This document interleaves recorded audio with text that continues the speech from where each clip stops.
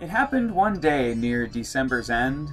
Two neighbors called on an old-time friend, and they found his shop so meager and mean, made happy with 1,000 boughs of green.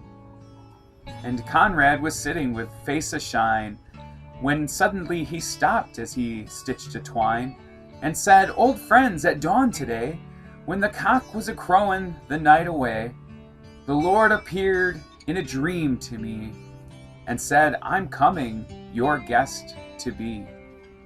So I've been busy with feet astir, strewing my shop with branches of fir. The table is set, and the kettle is shined, and over the rafters the holly is twined.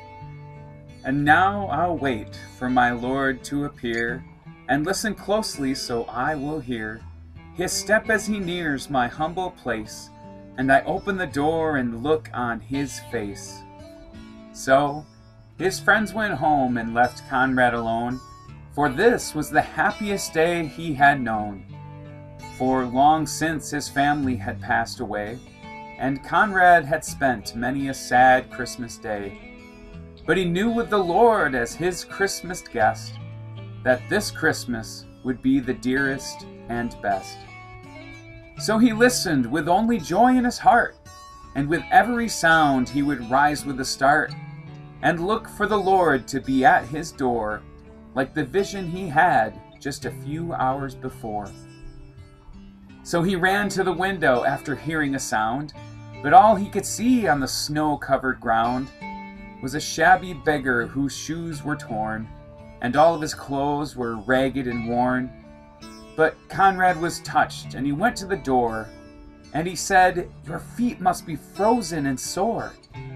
I have some shoes in my shop for you, and a coat that'll keep you warmer too." So with grateful heart the man went away, but Conrad noticed the time of day, and he wondered what made the dear Lord so late, and how much longer he'd have to wait. And then he heard a knock. He ran to the door, but it was only a stranger once more, a bent old lady with a shawl of black, and a bundle of kindlin piled on her back. She asked for only a place to rest, but that was reserved for Conrad's great guest. But her voice seemed to plead, "Don't send me away, let me rest a while on this Christmas day."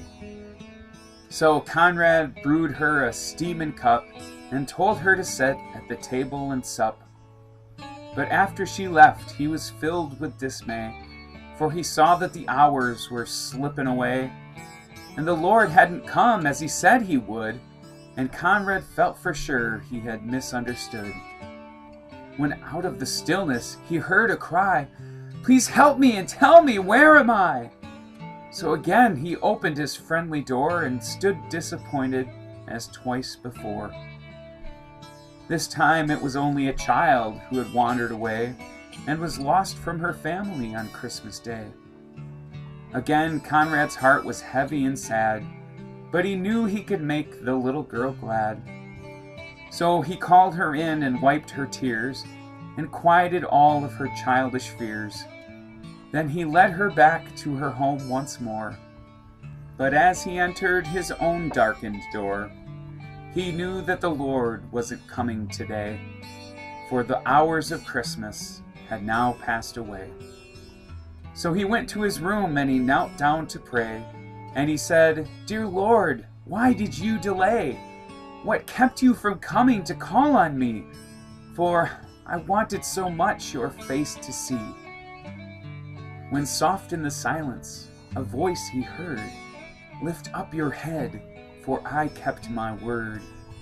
3 times my shadow crossed your floor, 3 times I came to your lowly door. For, you see, I was the beggar with bruised cold feet, and I was the woman that you gave something to eat, and I was the child on the lonely street. 3 times I knocked, 3 times I came in, and each time I found the warmth of a friend. Of all the gifts, love is the best, and I was honored to be your Christmas guest."